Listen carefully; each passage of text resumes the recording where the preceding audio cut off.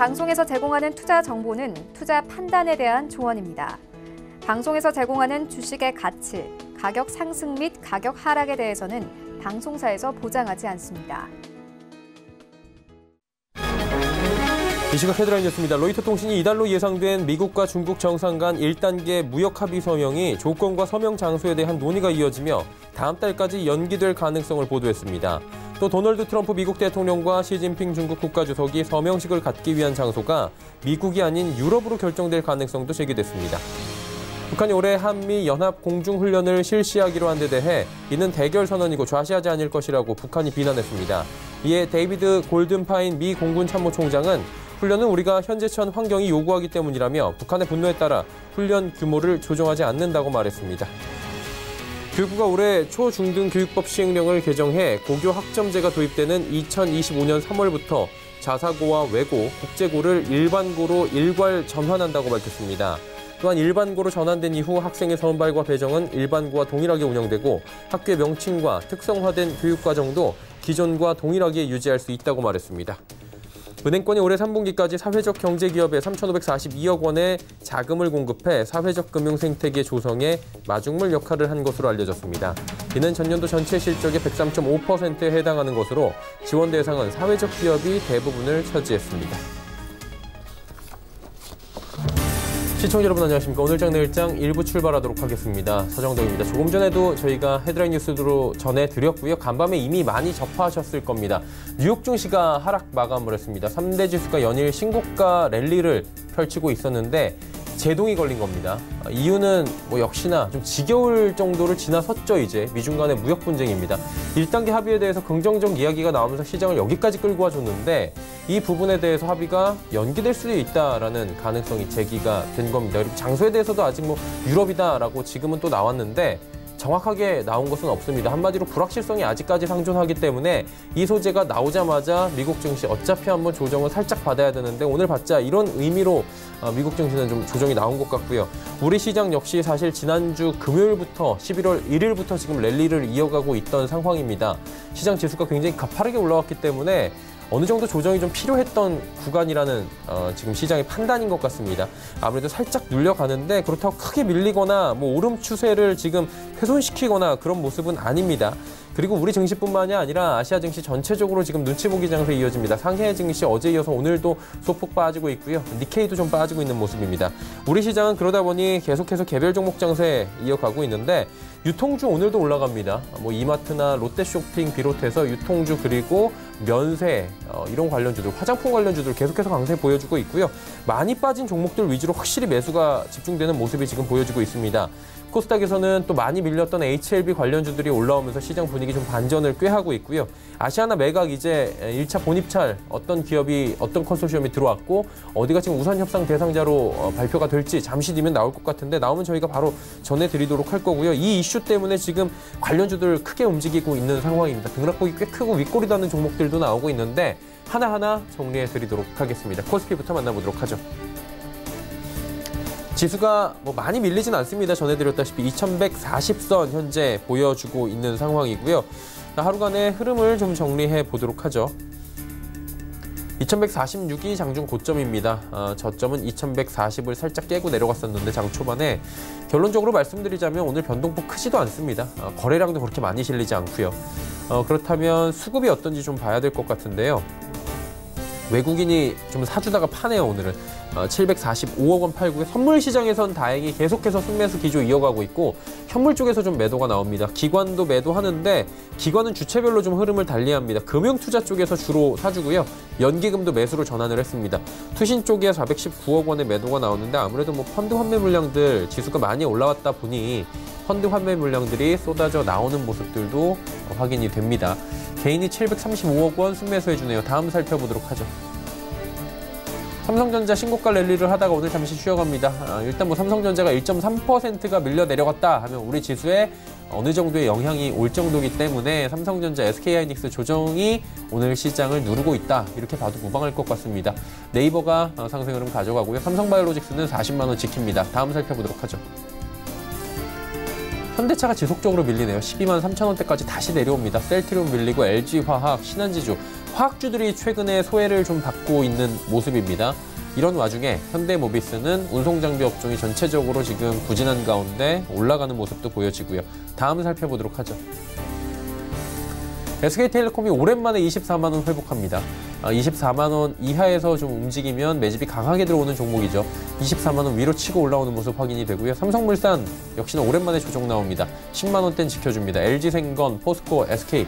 사실 포스코 같은 경우에 철강 쪽에 해외발 호재들이 가격이나 원자재 가격이나 여러 가지 호재가 있는데 크게 우리 시장에는 지금 반영이 안 됩니다. 한마디로 우리 시장 지금 섹터 변동이 굉장히 강하고요. 유통주 쪽으로 지금 몰려있고 반도체 유통 그리고 일부 제약 업종에 많이 매기가 쏠려있다. 이렇게 정리가 될 것 같습니다. 다음 살펴보도록 하죠. 666.89입니다. 또 666이네요. 0.42% 빠지고 있고 670선 회복을 어제 살짝 못하면서 마무리가 됐는데 오늘도 빠져 내려갑니다. 다음 살펴보도록 하죠. 자, 오늘도 670선을 장 초반에 좀 터치를 하려는 움직임이었는데 그대로 빠져내려왔고요. 장중 저점 부근 지금 움직이고 있습니다. 수급 주체 보시면 최근에 수급 보시면 코스닥 쪽은 개인이 좀 많이 사주고요.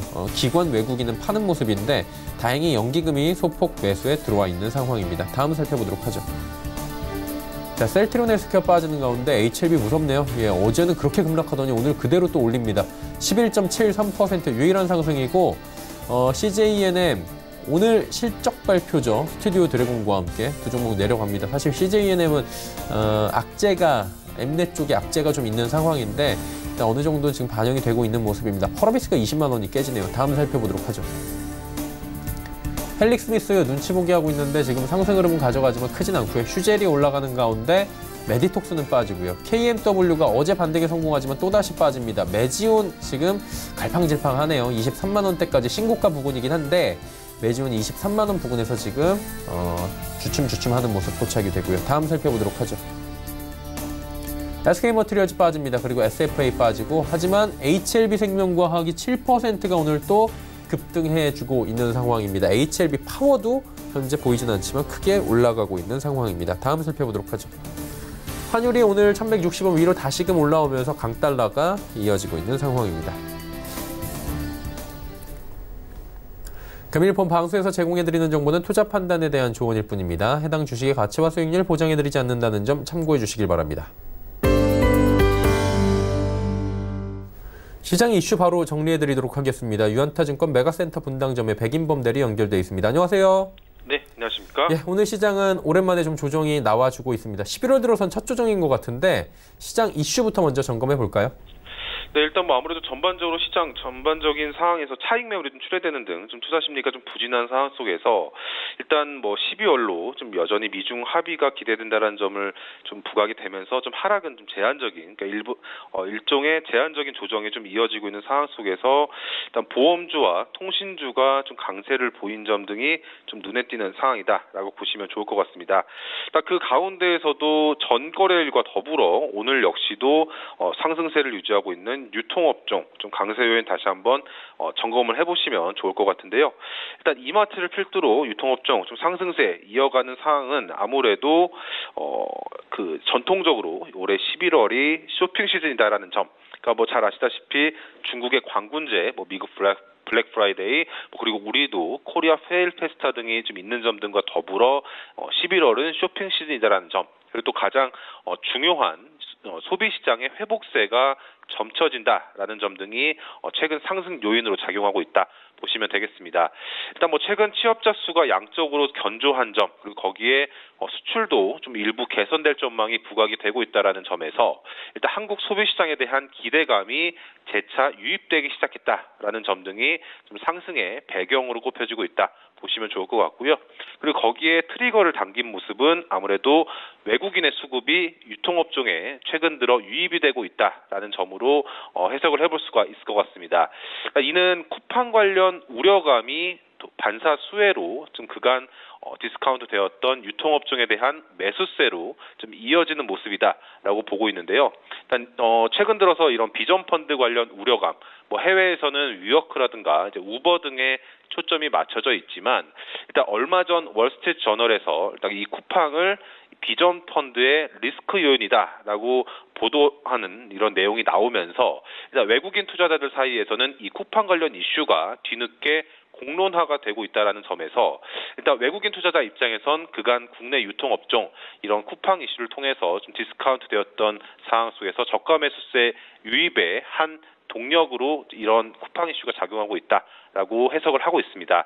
그렇기 때문에 우선 업종 내에서는 이마트 탑픽으로 보시면서 일단 이마트의 반등세가 당분간 좀 이어질 여지가 있다라는 점, 그리고 트렌드 변화에 따른 유통업종의 성장세 좀 제한적이긴 하지만 그간 여러 우려감 등에 따른 주가가 조정이 나왔다는 점에서 주가 밸류에이션은 아직은 싸다라는 인식은 있는 만큼 오를 여지는 그래도 충분하지 않나라고 보여주고 있습니다. 그리고 추가로 이마트 같은 경우에는 오프라인 매장의 한계점을 이런 온라인, SS닷컴 등의 이런 온라인 관련 사업 등으로 변화하고 있다라는 점에서 일단 업종 내 탑픽으로 많이 인식되고 있다라는 점 참고하시면 좋겠다 말씀드리겠습니다. 역시나 이번 주 화두는 유통업종에 대한 이야기인 것 같고요. 이 외에도 저희가 지켜볼 만한 이슈 있습니까? 네, 일단 최근 유통업종과 더불어서 의류라든가 중국 소비 관련주들의 상승세가 좀 두드러지게 상승이 나오고 있는 모습입니다. 워낙 많이 빠져 있던 종목이긴 하지만 의류업종 같은 경우 신고가를 내는 F&F 등도 좀 등장하고 있고 파라다이스라든가 호텔신라 같은 이런 중국 소비 관련주들의 상승세가 최근 들어 눈에 띄고 있는 모습이다라고 보시면 좋을 것 같은데요. 일단 중국 소비 관련주들로 좀 꼽혀지고 있긴 하지만 결국 이들 업종의 상승 요인, 아무래도 매출이라든가 이런 숫자가 다시금 잘 나오기 시작했다라는 점에서 일단 그간 여러 우려감 등이 복합되어 하락했던 주가의 이런 반등세가 좀 시작되고 있는 상황으로 인식을 하시면 좋을 것 같습니다.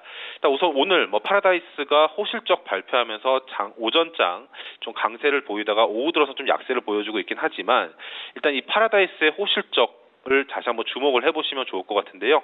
일단 파라다이스 같은 경우 카지노로 좀 인식이 되고 있기도 하고 실제로도 이 카지노 분야가 매출의 큰 부분을 차지하고 있긴 하지만 이 파라다이스 같은 경우 송도에 있는 파라다이스 시티 등의 이런 복합 리조트 등을 영위하고 있는 상황에서 이 복합 리조트 효과가 점차 강화될 것으로 보여지고 있기 때문에 일단 내년도에는 추가적으로 더 성장할 수 있는 여지가 크다라고 인식하시면 좋을 것 같습니다.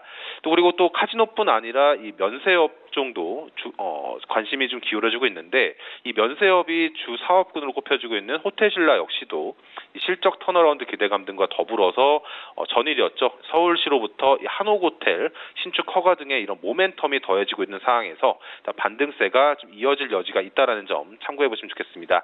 일단 관련주 내에서는 파라다이스와 호텔신라 이 두 종목 중심으로 대응해 보시는 전략도 고민해 보시면 좋겠다 말씀드리겠습니다. 종합적으로 봤을 때 시장 전략 궁금합니다. 어떻게 가져갈까요? 네, 11월은 코스피 150 지수 변경을 예상한 편출입 종목에 계속 관심을 기울여 보시면 좋을 것 같고요. 일단 11월 말 정도에 정확한 이 편출입 종목에 대한 발표가 예상이 되고 있긴 하지만 일단 이 실제 편입은 12월 동시 옵션 만기일에 이루어지고 있다라는 점, 그리고 또 거기에 이론적으로는 이 코스닥 150 지수 변경 연간 2회가 있습니다. 6월과 12월에 걸쳐서 변경이 두 차례 이루어진다라는 점 참고해 보시면 좋을 것 같고요. 일단 이번 12월 정기 변경 때는 역대 최다 종목 변경이 이루어질 것으로 전망이 되고 있습니다. 그리고 또 거기에 내년에는 종목 변경 기준이 좀 변경 기준이 일부 변화될 것으로 보여지고 있다는 점도 참고해 보시면 좋을 것 같고요. 일단 여기서 주목해 볼 만한 요인은 당연히 신규로 편입되는 종목군들 그리고 편출될 종목군들에 있어서는 좀 보수적인 투자 전략 이원화해서 고민해 보시면 좋겠습니다. 일단 과거사를 점검해 보자면 지난 6월 코스닥 150 지수 정기 변경 시에 신규 편입되었던 종목들 같은 경우 코스닥 지수 대비 초과 수익률이 평균 15% 이상 초과 수익을 냈다라는 점에서 일단 거론되고 있는 신규 예상 편입 종목들에 대한 관심은 11월 내내 이어질 여지가 있다라는 점으로 참고해 보시면 좋을 것 같고요. 일단 그 가운데에서는 네페스, SFA 반도체, NHN 한국사이버결제, 서진 시스템 등에 있어서 편입 기대감 등과 더불어서 일단 계속적으로 11월 내내 관심 기울여 보시면 좋겠다 말씀드리겠습니다. 네, 전략들까지 함께 들어봤습니다. 오늘 말씀은 여기까지 듣겠습니다. 고맙습니다. 네, 감사합니다. 감사합니다. 유한타증권 메가센터 분당점의 백인범 대리와 함께했고요. 이슈 칼럼 바로 이어갑니다.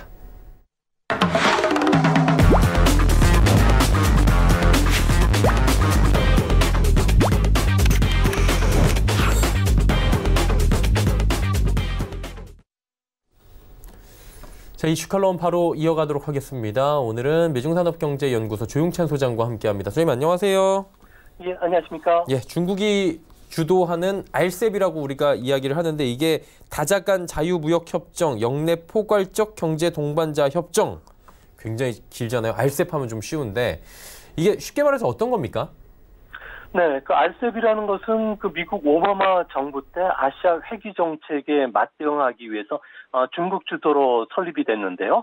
2012년에 시 주석이 총서기에 취임하면서 1대1로라든지 AIB에 이어서 RCEP까지 성사시켰습니다. 이 때문에 중국은 미국의 견제 속에서도 외교적 승리를 거뒀다가 평가되는데요. 아시아 태평양 16개국이 관세 철폐를 목표로 한 일종의 메가 FTA와 같습니다. 16국이 참여하는 만큼 향후 아태 지역의 무역 질서를 재편할 것으로 보여집니다. 참여한 국가들이 16개 국가 이런 얘기가 있잖아요. 어떤 나라들이 참여를 했고 그리고 이 나라들을 묶는 교집합이 있을 텐데 그 부분은 어떤 부분입니까? 네, RCEP의 참여 국가는 아시안 10개국인데요. 여기에 이제 한국, 중국, 일본, 호주, 뉴질랜드가 참여합니다. 아직 참여가 확정되지 않은 인도까지 포함한다면 세계 인구의 절반, 그리고 세계 경제의 3분의 1에 달하게 됩니다. 아시아에는 또 일본이 주도하는 TPP가 있는데요. 여기에는 인구가 5억 명, 무역 규모가 5조 달러인 점에 비교하면 RCEP과는 큰 차이가 납니다. RCEP은 중국이 주도하고 있고요. 세계 최대 소비 시장이라고 하는 중국, 아세안, 여기에 또 인도까지 참여를 하게 된다면 수입 시장 규모가 엄청날 수밖에 없기 때문에 앞으로 아시안 그리고 중국을 축으로 하는 두 개 축이 아시아 지역의 성장을 이끌어 나가지 않을까 생각이 듭니다. 그 협정문 보니까 7년 정도 걸렸다. 굉장히 오래 걸린 건데 이렇게 오래 걸린 이유가 있습니까? 아무래도 많은 회원국 확보에 중심을 더 왔는데요. 이 때문에 시장 개방법 확대와 관련된 논란이 있었고요. 정부 조달이라든지 지적재산권 보호, 환경 보호 규정이 서로 다른 목소리가 냈기 때문에 하나로 담아내기가 상당히 어려웠다고 합니다. 최근 미국의 보호무역주의 정책 그리고 G2 간의 대결 속에서 경제적으로 아태 지역도 불확실해졌는데요. 이 때문에 새로운 돌파구가 필요했기 때문에 15개국을 먼저 중심으로 해서는 아마 경제적 완충제 역할을 해줄 RCEP이 필요했던 것으로 보여집니다. RCEP에는 영내 인구 규모만 무려 36억 명 정도가 되고요. 세계 GDP의 3분의 1 정도니까 27조 달러, 그리고 세계 무역 규모의 3분의 1인 10조 달러 정도가 됩니다. 이렇게 되면 북미 자유무역협정보다도 전 세계 GDP 규모에서는 10억 달러가 더 많고요. 유럽연합보다도 10조 달러 정도가 많기 때문에 아무래도 세계 최대 규모라고 할 수가 있겠습니다. 네, 이 가운데 인도가 이번에 좀 발을 뺀 게 아쉽다라는 의견들이 있잖아요. 인도가 사실 경제 규모도 그렇고 인구도 그렇고 어마어마한데 어떻습니까? 인도가 곧 합류할 가능성은 있습니까? 네, 인도 같은 경우는 바로 합류는 좀 어렵지 않을까 보여집니다. 인도 같은 경우에는 그 전체 무역 적자가 1,500억 달러 정도가 되는데요. 이 중에 40%가 중국에서 일어나고 있습니다. 아무래도 관세가 낮아진다면은 중국의 저가 수입품이 밀려오기 때문에 모디 총리가 간판 정책으로 내세웠던 제조업 육성 정책이죠. 메이드 인 인디아가 타격을 받을 수가 있기 때문에 그렇습니다. 이뿐만 아니라 그 중국에 이어서 호주가 이 무역 적자국인데요. 호주 농산물이 수입이 급증한다면은 모디 총리의 정책 기반이라고 할 수 있는 농촌 지역의 농민들이 등을 돌릴 가능성이 높습니다. 이 때문에 앞으로 상당 기간 관세를 유지할 수밖에 없는 상황이고요. RCEP 참여도 아무래도 좀 시간을 두고서 그 메이드 인 차이나 국산화 정책이 궤도에 오른 다음에 들어오지 않을까 보여집니다. 이 RCEP 주요 내용을 보니까 없는 게 없더라고요. 뭐 4차 산업, 뭐 한류 콘텐츠 확산, 중소기업 역량 강화. 말대로 하면은 만능 협정이라고 할 수 있는 건데 이 부분은 어떻게 봐야 됩니까? 아무래도 상당히 21세기에 맞는 자유무역 협정을 추진하다 보니까 20개의 아이템이 주제가 돼서 협정문을 만들 수밖에 없었습니다. 그러면서 28차례 공식 협상이 상당히 난항을 겪기도 했는데요. 실제 체결이 되더라도 내수 시장 진입 문턱이 상당히 높습니다. 또 비관세 장벽이 여전히 존재하기 때문에 피부로 느끼는 시장 개방 효과는 그렇게 당장 크진 않을 것으로 보여지는데요. 다만 우리한테 긍정적인 점은 중국을 대체할 동남아 국가로의 전기나 자동차 같은 산업 설비 투자를 이전할 수 있다는 겁니다. 이렇게 되면 차츰 물류라든지 금융과 같은 서비스 산업이 들어가게 되고요. 또 투자와 함께 현지 기업과의 유기적인 분업이라든지 협력 시스템이 구축이 될 수밖에 없습니다. 이렇게 되면 시간이 지나면 자연스럽게 경제적 시너지 효과가 나타날 수 있다는 점에서는 이번 RCEP 같은 경우에도 단기적인 주가 상승 효과보다는 장기적인 경기 부양 그리고 후생이 더 늘어나는 측면이 더 강하지 않을까 보여집니다. 그러니까 여기 잘 살펴보면 여러 가지가 생겼는데 전자상거래 관련 규범이 반영됐더라고요. 이게 우리나라한테는 신산업 기회다 뭐 이런 얘기들이 있는데 맞습니까? 네, 맞습니다. 요즘 4차 산업혁명에 우리나라는 사활을 걸고 있는데요. 전자상거래 챕터가 RCEP에 도입이 됐습니다. 이렇게 되면 36억 명의 시장과 관련해서는 우리나라가 가장 큰 수혜를 입을 것으로 보여지는데요. 아태 지역 같은 경우에는 이커머스 시장이 우리만큼이나 빠른 속도로 커지고 있는 그런 시장입니다. 또 지역에 불고 있는 한류붐이 상당히 강하고요. 또 팬층도 상당히 두껍습니다. 이 때문에 스마트폰이라든지 자동차, 소형가전, 화장품, 패션 쪽에서는 수요 확대가 예상이 되고요.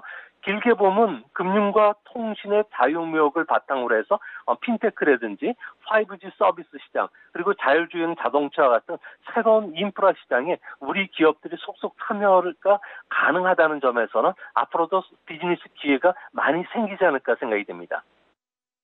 그리고 통합 원산지 이 부분이 굉장히 또 주요하다고 하는데 기준이 마련됐더라고요. 기업 애로사항이 좀 해소될 수 있다라고 하는데 구체적으로 이건 어떻게 해소될 수 있는 겁니까? 네, 자유무역 협정을 추진하다 보면은 원산지 규정 자체가 발목을 잡을 때가 많은데요. 대표적인 사례가 섬유 의류 부분입니다. 우리나라 같은 경우에는 실을 중국에서 수입해 와서요.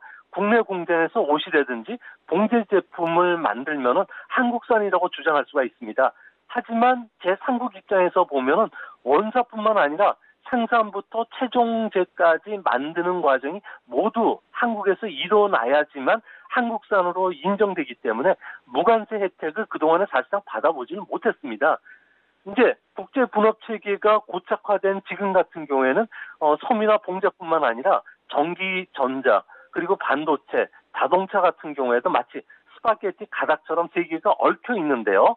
나라마다 원산지 규정이라든지 통관 절차가 다르기 때문에 FTA 혜택을 받지 못했는데 앞으로는 이런 무역 장벽이 낮아지고요. 원산지 규정도 구체적으로 마련됨에 따라서 우리나라 중소기업들 같은 경우에는 애로사항이 크게 줄어들 수 있는 것으로 보여집니다. 애로사항이 줄어든다는 건 굉장히 다행인 것 같고요. 일단은 이 RCEP이라는 것에 대해서 이제 보도자료로만 보면 저희가 굉장히 긍정적인 부분이 많은 것 같습니다. 장점이 있다면 또 단점도 있을 것 같고요. 지금 중소기업에 여러 가지 활력을 제공할 것이다라고 하는데 구체적으로 어떤 활력이 좀 제공이 될까요? 네, 가장 큰 장점은 일본 시장이 우리나라 FTA 협정이 지금 안 되어 있고 우리도 TPP에 가입되지 않았기 때문에 이번 RCEP을 통해서 일본 시장이 열린다는 겁니다. 또 한 가지 단점은 우리 시장에 고구마나 녹두, 팥, 배추뿐만 아니라 수박, 양파, 마늘, 고추, 생강 같은 수입 농산물들이 더 많이 밀려오게 된다는 건데요. 아태 지역 같은 경우에는 우리 농산물과 유전자상으로 같습니다. 또 계절도 같고요. 이 때문에 유럽이라든지 미국, 남미와 달리 우리 농촌 경제는 직격탄을 줄 수밖에 없는 상황입니다. 다행히 이번 또 RCEP에는 중소기업에 대한 규범이 도입이 됐는데요. 아무래도 우리나라 같은 경우는 중국과 FTA를 보면 지적 상표권이라든지 디자인 같은 쪽에서는 무단으로 도용이 당하면은 이의 신청 제도라든지 무역 규제 재치가 있긴 하지만 사실상 기업들을 보호해 줄 수 있는 그런 절차 제도가 상당히 미흡했던 게 사실인데요. 이번에 중소기업을 중심으로 해서는 지적재산권 보호와 관련해서 포괄적인 보호 조항 그리고 중소기업과 관련된 규범안이 따로 마련이 됐기 때문에 한중 FTA보다는 중소기업에 대해서 보호 구제 조치를 받을 장치가 많다는 점은 한 가지 희망이라고 볼 수가 있겠습니다. 이 알셉 타결 소식이 전해지자마자 미국 쪽에서 반응이 좀 나온 것 같습니다. 사실 이게 미국 쪽에서는 달가워할 만한 소식은 아니다라는 지금 평가인데 미국은 구체적으로 우리나라의 알셉 참여에 대해서 어떤 반응을 보이고 있는 겁니까? 는 적극적으로 참여하는 것은 우리 판단이지만 아무래도 미중 패권 전쟁의 한참이기 때문에 미국 눈치를 안 볼 수밖에 없는데요. 이 때문에 우리의 고민도 깊어지지 않을까 보여집니다. 미국은 인도 아시아 지역의 패권을 중국에 내주지 않겠다는 의지가 상당히 강합니다. 중국이 주도하는 알셉과 관련해서 활성화된다면 중국의 패권이 강해질 수밖에 없기 때문에 우리나라로 하여금 인도 태평양 동맹에 가입하라고 지금 당장 압박을 하고 있는 상황이고요. 우리 입장에서는 일본, 호주와 같이 인도 태평양 전략에 참여하게 됐을 경우에 중국의 또 견제를 받을 수가 있는 상황입니다. 동맹국을 버릴 수도 없고요. 또 중국 편에 서서 경제적 이익을 또 포기할 수도 없는 상황이기 때문에 우리 정부의 입장도 상당히 곤란해지고 현명한 대응 전략을 마련해야 되지 않을까 보여집니다. 그렇다면 이제 알셉을 타결을 했으니까 우리 정부도 이 부분에 대해서 여러 가지 긍정적 시너지를 내야 될 텐데 어떤 변화가 필요할지 이 부분을 좀 짚어주실 수 있습니까? 네, 사드로 인한 보복 또 세계적인 보호 무역주의 속에서 역내 수요가 큰 전기 전자나 자동차를 비롯해서 제4차 산업혁명과 관련해서는 상당한 시장을 확보될 것으로 보여지는데요. 미중 무역 전쟁이 장기화되는 속에서 알셉이라는 것은 수출 감소폭도 줄여주게 되고요. 또 무역 수지를 개선시켜서 GDP를 증가시키는 데 크게 도움이 되는데요. 한국경제연구원에 따르면 중장기적으로 연평균 1.1%가량의 GDP가 올라갈 수도 있고요. 11억 달러 가량의 우리나라 소비재 후생이 또 증가되는 효과, 그리고 287억 달러의 경상수지 개선 효과가 있다는 측면에서는 알셉은 하나의 우리나라한테는 기회가 될 수밖에 없는 그런 상황입니다. 이제 쇼핑 관련 이야기 좀 여쭤보도록 하겠습니다. 11월 하면 쇼핑 시즌이 도래한 겁니다. 우리 유통주도 지금 그래서 움직이고 있는 모습들을 보여주고 있는데 미국은 블랙 프라이데이 그리고 중국은 쌍스이 그리고 광군제, 독신자의 날 이런 날들이 굉장히 또 유명한 걸로 알고 있는데 광군제 특히나 유명하잖아요. 올해 행사 규모나 특징을 좀 설명해 주시겠습니까? 네, 올해 광군제와 관련해서는 10월 21일부터 알리바바가 실시를 하고 있는데요. 20만 개 이상의 브랜드가 참가하고 있고요. 이번에 유저 수만 하더라도 작년보다 1억 명이 많은 5억 명 정도가 참여할 것으로 보여집니다. 판매 금액도 작년에 한 35조 원 정도가 됐는데요. 이보다 한 10% 정도 늘어나 40조 원 정도에 달하지 않을까 보여집니다. 올해 특징은 티몰의 플래그십 스토어가 버전 2.0으로 업데이트됐다는 겁니다. 아무래도 빨라질 수밖에 없고요. 새로운 기능이 추가됐습니다. 이뿐만 아니라 대화형 콘텐츠라든지 옴니 채널을 통한 프로모션도 시작이 되면서 온라인, 오프라인을 넘나드는 이런 비교도 가능해졌고요. 이 때문에 글로벌 행사와 관련해서는 78개 국가 또 2만 2천 개 이상의 글로벌 브랜드가 참가하고 있기 때문에 저 같은 경우에도 인도네시아라든지 베트남의 좋은 커피들 같은 경우에도 알리바바를 통해서 살 수 있다는 점에서는 우리나라 참여자들도 많아지지 않을까 보여집니다. 사실 이 광군제라는 게 어마어마한 규모의 매출이 발생을 하고 전 세계적으로 굉장히 유명해진 날인데 11월 11일이잖아요. 그러니까 우리나라로 따지면 100배로데이라고 하는데 이 굉장히 또 유명한 이 날이 구체적으로 어떤 날입니까? 네, 아무래도 중국 같은 경우에는 금과 같은 9월, 음과 같은 10월이라고 하면서 9, 10월 달에 소비들이 상당히 늘어납니다. 하고 또 12월은 크리스마스가 있기 때문에 매출이 상당히 늘어나는데 11월이 그래서 매출이 크게 주는 계절적인 상황입니다. 이 때문에 알리바바 같은 경우에는 솔로를 위한 광군제 기념 프로모션을 시작했던 것이 이의 그 효시가 되는데요. 중국에서는 독신자가 2억 명 정도가 되고요. 또 전체 인구의 한 15%를 차지하는데요. 이 인구 규모만 미국 총 인구의 3분의 2 정도에 필적한다고 합니다. 프로모션이 시작되는 10년 동안 광군제 매출을 보면은 미국 프라이데이를 상회할 정도로 세계 최대 쇼핑날이 됐는데요. 아무래도 올해도 대대적인 행사를 한다는 점에서는 많은 주변의 기대를 갖지 않을까 보입니다. 이미 블랙 프라이데이 매출 뛰어넘었다라는 얘기들 벌써 나오고 있는 상황인데 중국 소비 특수잖아요. 이게 지속이 되겠죠? 네, 그렇습니다. 알리바바의 티몰뿐만 아니라 진동상청이라든지 수닝 같은 온라인 쇼핑 회사들도 현재 대규모 할인 행사에 지금 들어간다고 예고가 되어 있는 상태인데요. 이 때문에 전체 그 온라인과 관련된 판매가 중국에서만 무려 하루에 50조 원이 넘는 그런 물량입니다. 이렇게 되면 택배 물량만 하더라도 15억 건 이상이 되는데요. 알리바바 같은 경우는 첨단 운반 로봇 700대 이상을 투입할 예정으로 있고요. 화물차만 100만 대 이상, 또 고속철도의 일부 개차까지 임대를 해서 물건을 나르는 그런 상황입니다.